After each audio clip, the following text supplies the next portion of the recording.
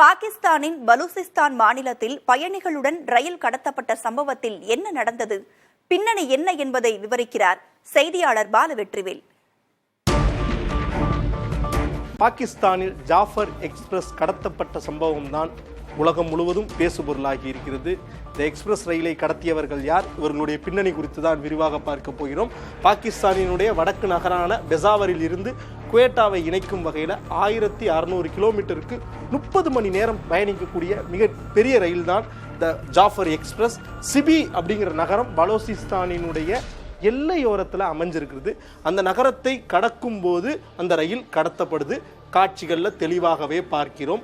CP நகரத்தின் அருகே இருக்கக்கூடிய மலைமுகடு மேலிருந்து பாம் வீசுறாங்க. ரயிலினுடைய என்ஜினை நோக்கி வீசக்கூடிய இந்த பாம் BLA ஃபைட்டர்ஸ் கையில் கன்னு வச்சுட்டு ரயிலில் ஏறுறாங்க. உள்ள பயணிக்கிற 450 பயணிகளும் பிணை கைதிகளாக பிடிக்கப்படுகிறார்கள்.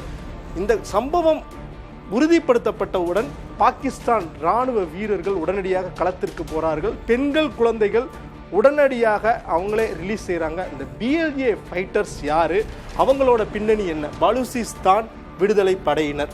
இவர்கள் தனி நாடு கோரிக்கைக்காக வலியுறுத்தி பாகிஸ்தானில் கடந்த 70 வருடங்களாக போராடி வருகிறார்கள்.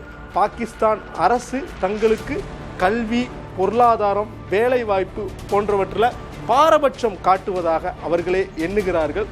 அதற்காக ஆயுதம் ஏந்தி அரசிற்கு எதிராக தொடர்ச்சியாக வன்முறை போராட்டங்களில் ஈடுபட்டு வருகிறார்கள். பலூசிஸ்தான் விடுதலை அமைப்பினருடைய பின்னணியை பார்த்துவிட்டோம். பலூசிஸ்தான் மாகாணம் குறித்து விரிவாக பார்க்க போகிறோம். பெரிய மாநிலம், ஆனால் குறைவான மக்கள் தொகை. பாகிஸ்தானினுடைய மொத்த நிலப்பரப்பில் 44% நிலப்பரப்பை பலூசிஸ்தான் மாகாணம் பெற்றிருக்கிறது.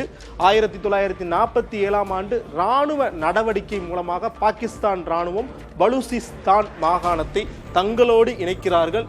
பலோச் என பேசக்கூடிய இந்த மொழி திராவிட மொழி குடும்பத்தை சேர்ந்தது. இன ரீதியாகவும் பண்பாட்டு ரீதியாகவும் மொழி ரீதியாகவும் பாகிஸ்தானியர்களை விட வேறுபட்டவர்களாக அவர்கள் உணர்வதன் காரணமாக அவர்கள் தனிநாடு கோருகிறார்கள்.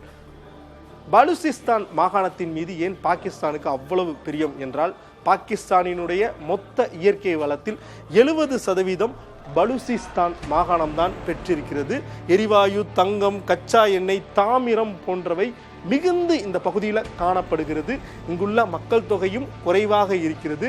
மேலும் இந்த பகுதியை பொறுத்தவரை வணிக துறைமுகமாக குவார்த்தர் அமைந்திருக்கிறது. இந்த குவார்த்தரை பொறுத்தவரை சீனாவினுடைய நேரடி கட்டுப்பாட்டில் இருக்குது.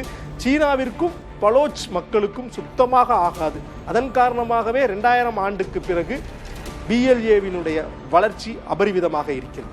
BLAவினுடைய தாக்குதல்கள், பயங்கரவாத அமைப்பு பாகிஸ்தான் அறிவிப்பு. இந்த அமைப்பை பொறுத்தவரையும் கடந்த 25 வருடமாக தடை செய்யப்பட்ட அமைப்பாக இருக்குது. சீனா, அமெரிக்காவும் தடை செய்துள்ளது.